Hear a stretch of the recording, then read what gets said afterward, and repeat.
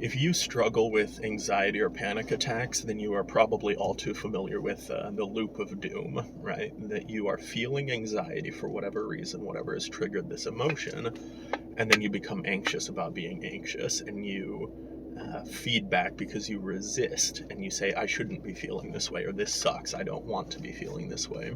And so it creates this positive feedback loop, and the anxiety feeds into itself. And a lot of times that will be how full-blown panic attacks or anxiety attacks manifest, is because we're fighting so hard against what we're feeling. And something that I have learned that is so important is to just be mindful of your emotional states.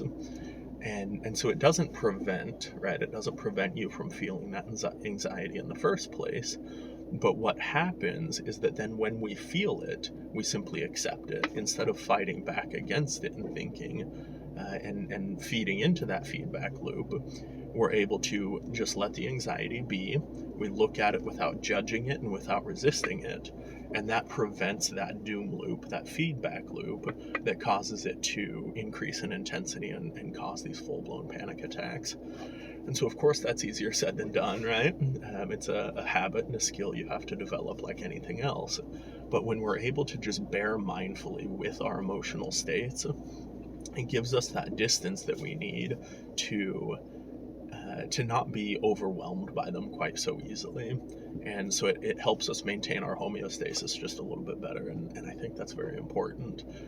So remember that emotions are just things. They're things that in many ways we don't control. They happen to us, and we can't see how and why and where they arise from in our body.